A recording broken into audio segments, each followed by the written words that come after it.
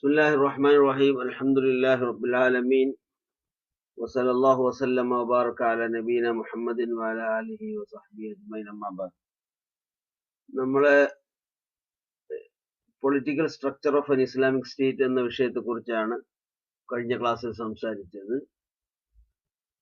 Today we are discussing about the concept of a welfare state in Islam.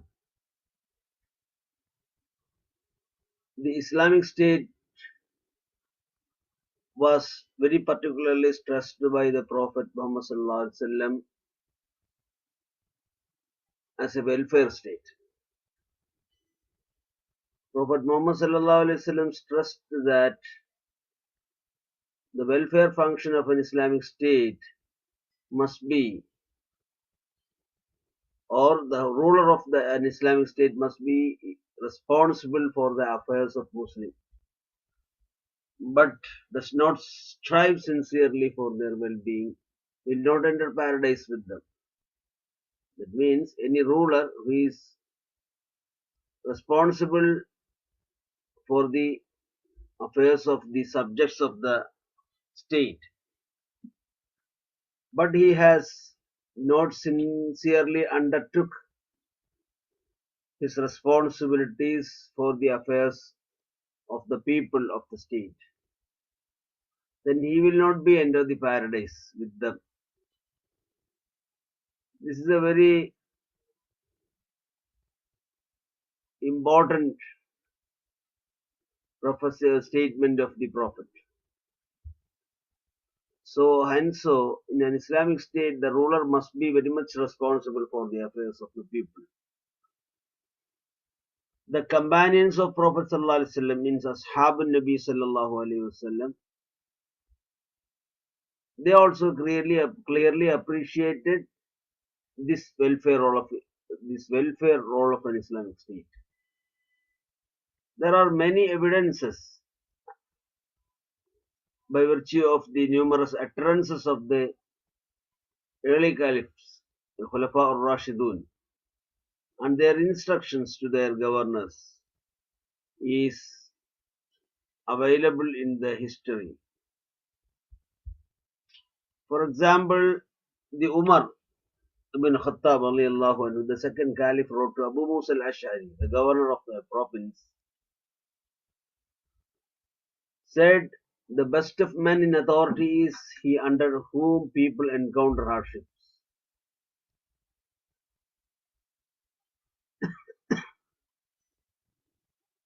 The best of men in authority is he under whom people encounter hardship. അതായത് പ്രതിസന്ധികളിൽ, ദുരിതങ്ങളിൽ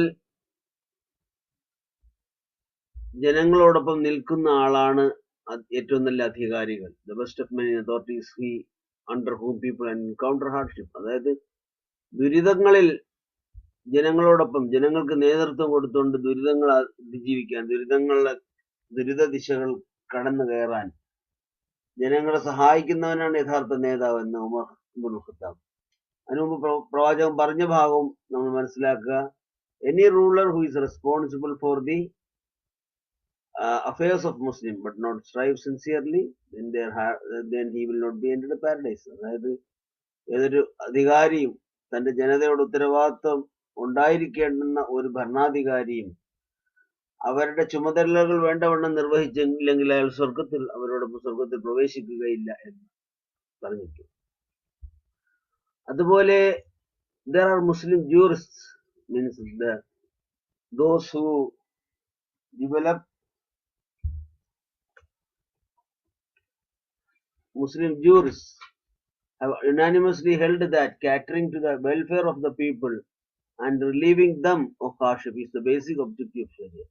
ശരിയയുടെ അടിസ്ഥാനം ശരീഅത്തുൽ ഇസ്ലാമിന്റെ അടിസ്ഥാനം എന്ന് പറയുന്നത് ജനങ്ങളുടെ ക്ഷേമ പ്രവർത്തനങ്ങൾക്ക് നടത്തുകയും ദുരിതങ്ങളിൽ നിന്ന് അവരുടെ പ്രയാസങ്ങളിൽ നിന്ന് അവർക്ക് മോചനം നൽകാൻ പരിശ്രമിക്കുകയും ചെയ്യുന്ന നാടാണ്. അതാണ് യഥാർത്ഥത്തിൽ ശരീഅത്തുൽ ഇസ്ലാം വിഭാവന ചെയ്യുന്നത് എന്നാണ് ഫുഖഹാക്കളുടെ അഭിപ്രായം. അവർ പോലും അത്തരത്തിലാണ് പറഞ്ഞിട്ടുള്ളത്. പ്രത്യേകിച്ച് രാഷ്ട്രീയ അധികാരവുമായി ബന്ധപ്പെട്ട വിഷയത്തിൽ അങ്ങനെയാണ്. That is the basic objective of Sharia, and hence of the Islamic State, and the same stress is evident in the writings of medieval Muslim thinkers, Ghazali, Ibn Khaldun, Ibn Qayyim, Ibn Taymiyyah പോലെയുള്ള പണ്ഡിതന്മാരും ശരീഅത്തുൽ ഇസ്ലാമിന്റെ അടിസ്ഥാനം, ഒരു Islamic സ്റ്റേറ്റിന്റെ base എന്ന് പറയുന്നത് ജനങ്ങളുടെ ക്ഷേമവും ജനങ്ങളുടെ പ്രയാസങ്ങളിൽ നിന്ന് അവരെ രക്ഷപ്പെടുത്തുന്നതിന് വേണ്ടുന്ന കാര്യക്ഷമമായ നടപടികൾക്ക് നേതൃത്വം നൽകുകയും ചെയ്യലാണ് എന്ന് സൂചിപ്പിച്ചിട്ടുണ്ട്. ഇതാണ് ഒരു വെൽഫെയർ സ്റ്റേറ്റിന്റെ കൺസെപ്റ്റ്. രണ്ട്, ഇസ്ലാം distinguishes itself by its own unique philosophy of welfare, which is comprehensive and consistent with the concept of human nature. മനുഷ്യപ്രകൃതിയോട് യോജിച്ച നിലപാടാണ് ഇസ്ലാമിൻ്റെത്. ഇസ്ലാം അതിന്റെ തത്വശാസ്ത്രത്തെ വ്യതിരിക്തമാക്കുന്നത് പ്രത്യേകിച്ച് അതിന്റെ ക്ഷേമ തത്വശാസ്ത്രം, അതായത് ഇസ്ലാമിന്റെ ക്ഷേമസങ്കല്പം, അതിനെ മറ്റുള്ളവയിൽ നിന്ന് വ്യത്യസ്തമാക്കുന്നത് എന്തെന്നാൽ അത് മനുഷ്യന്റെ സഹജമായ പ്രകൃതിയോട് ഒത്തുപോകുന്ന ഒന്നാണ് എന്ന നിലയിലാണ്. ഇസ്ലാം ഡിസ്റ്റിംഗ്വിഷസ് itself by its own unique philosophy of welfare, which is comprehensive and consistent with the concept of human nature. മനുഷ്യന്റെ പ്രകൃതിയോട്, മനുഷ്യന്റെ സഹജമായ പ്രകൃതിയോട് നിരന്തരമായി സമരസപ്പെട്ട് പൊരുത്തപ്പെട്ടു പോകുന്ന ഒരു കാഴ്ചപ്പാടാണ് ഇസ്ലാമിന്റെ ക്ഷേമരാഷ്ട്ര സങ്കല്പവുമായി ബന്ധപ്പെട്ട് ഇസ്ലാം മുന്നോട്ട് വയ്ക്കുന്നത്. അത് വ്യതിരിക്തവുമാണ്. അതുകൊണ്ട് man has been created from matter but has been infused with a part of divine spirit. മനുഷ്യന്റെ ഭൗതിക ശരീരം, മനുഷ്യന്റെ ശരീരം സൃഷ്ടിക്കപ്പെട്ടത് മണ്ണിന്റെ സത്തയിൽ നിന്നാണ്. എന്നാൽ ഒരു ദൈവാംശം, ദൈവികമായി നൽകപ്പെട്ട അർറൂഹ് മിൻ അംരി റബ്ബി, ആത്മാവ് സൃഷ്ടാവിന്റെ നേരിട്ടുള്ള നിയന്ത്രണത്തിലാണ് എന്ന് പറയുന്നത് പോലെ, അപ്പോ ഒരു മനുഷ്യ ശരീരം ഭൗതികമായ മണ്ണിന്റെ സത്തയിൽ നിന്നാണ് പടയ്ക്കപ്പെട്ടുള്ളതെങ്കിലും ഒരു ദൈവാംശമാണ് അവന്റെ ശരീരത്തിൽ ആത്മാവായി നിലകൊള്ളുന്നത്. അതുകൊണ്ട് മനുഷ്യനെ വലക്കത്ത് കറംന ബനി ആദം സന്തതികൾ നാം ബഹുമാനിച്ചിരിക്കുന്നു. മാത്രമല്ല ഇന്നി ജായിലും ഫിൽ അർളി ഖലീഫ, ഭൂമിയിൽ മനുഷ്യനെ നാം നമ്മുടെ പ്രതിനിധിയാക്കാൻ ഉദ്ദേശിച്ചത്. മനുഷ്യൻ ദൈവത്തിന്റെ ഭൂമിയിലെ പ്രതിനിധിയാണ്. ഈ അർത്ഥത്തിലെല്ലാം മനുഷ്യവർഗത്തെ ആദരിച്ചിട്ടുള്ള ഒരു സമീപനമാണ് ഇസ്ലാമിന്റെ. അതുകൊണ്ട് തന്നെ മനുഷ്യന്റെ ദുരിതങ്ങളിലും മനുഷ്യന്റെ പ്രയാസങ്ങളിലും അവന് സഹായകമാകുന്ന, കൈത്താങ്ങാകുന്ന ഒരു പ്രവൃത്തി അത് ഉറപ്പുവരുത്തുക എന്നുള്ളത് ഈ ഇസ്ലാമിക തത്വശാസ്ത്രത്തിന്റെ അടിസ്ഥാനം. അപ്പൊ അതുകൊണ്ട് ഇസ്ലാമിക ദാർശനിക അടിത്തറയിൽ നിലനിന്നുകൊണ്ട് ഒരു ഭരണകൂടം കെട്ടിപ്പടുക്കുമ്പോൾ തീർച്ചയായും അതൊരു ക്ഷേമരാഷ്ട്രം ആയിരിക്കേണ്ടത് അനിവാര്യം. Man has been created from matter but has been infused with the part of divine spirit. The matter and the spirit together constitute the indivisible human self. അതുകൊണ്ട് മനുഷ്യന്റെ ശരീരവും അവന്റെ ആത്മാവും പരസ്പരം ഇടകലർന്ന് പരസ്പരം വേർപിരിക്കാനാവാത്ത ഒരു അസ്തിത്വം ഉണ്ടാകുമ്പോഴാണ് ഒരു ഹ്യൂമൻ സെൽഫ് ഉണ്ടാകുന്നത്. ദി ഇൻഡിവിസിബിൾ ഹ്യൂമൻ സെൽഫ്, ഒരു മനുഷ്യ അസ്തിത്വം ഉണ്ടാകുന്നു. അത് വിഭജിക്കാൻ, ആത്മാവെന്നോ ശരീരമെന്നോ വേർപെടുത്താനാകാത്തതാണ്. which is free but responsible before God. അത് സ്വതന്ത്രമാണ്, എന്നാൽ ദൈവത്തിനോട് കടപ്പെട്ടതാണ്, ദൈവത്തിനോട് കണക്ക് ബോധിപ്പിക്കേണ്ടതുള്ളതാണ്. ഓരോ ആത്മാവും ദൈവത്തിനോട് ഹിസാബ് പറയേണ്ട, അതായത് അവന് ഈസ് എ റെസ്പോൺസിബിൾ, മനുഷ്യൻ അവൻ നിർവഹിക്കണം. ഓരോ വ്യക്തിയും നിർവഹിക്കേണ്ടുന്ന ചുമതലകളെ സംബന്ധിച്ച് അവൻ ദൈവത്തോട് മറുപടി പറയേണ്ടവനാണ്, ദൈവത്തിനോട് ബാധ്യത നിലനിർത്തേണ്ടവനാണ് എന്നാണ് പറയുന്നത്. അതുകൊണ്ട് the matter and the spirit together constitute the individual human self, which is free but responsible before God for all its action within the frame of reference of divine guidance. അതാകട്ടെ ദൈവത്തിന്റെ നിഖിലമായ, ദൈവം നൽകിയിട്ടുള്ള സമ്പൂർണമായ വിധി നിർദ്ദേശങ്ങളുടെ രൂപത്തിലാണ് താൻ. അതാണ് ഇവിടെ സൂചിപ്പിക്കുന്നത്. അപ്പോ ഇത്രയും കാര്യങ്ങളാണ് നമ്മുടെ ഇവിടെ പറയുന്നത്. അടുത്തൊരു കാര്യം, ദൈവം he is intelligent and capable of differentiating between right and wrong. മറ്റൊരു കാര്യം, മനുഷ്യന് ബുദ്ധി നൽകിയിട്ടുള്ളതാണ്. മനുഷ്യന്റെ വികസിച്ച ബുദ്ധി അനുസരിച്ച് ശരിയും തെറ്റുകളെ വേർതിരിക്കാനുള്ള സ്വാഭാവികമായ ഒരു നൈസർഗികമായ ശേഷി മനുഷ്യന് നൽകപ്പെട്ടതാണ്. അതിന് വിവേചന ബുദ്ധി, കാര്യശേഷി, അത് മറ്റ് ജീവജാലങ്ങൾക്കൊന്നും നൽകാത്ത തലത്തിൽ അത് നൽകപ്പെട്ടിട്ടുണ്ട്. Is intelligent and capable of differentiating between right and wrong. ശരിയും തെറ്റും തിരിച്ചറിയാൻ അതിനെക്കുറിച്ചുള്ള ഒരു അവബോധം മനുഷ്യനിൽ അന്തർലീനമായി നൽകപ്പെട്ടിട്ടുള്ള ഒന്നാണ്.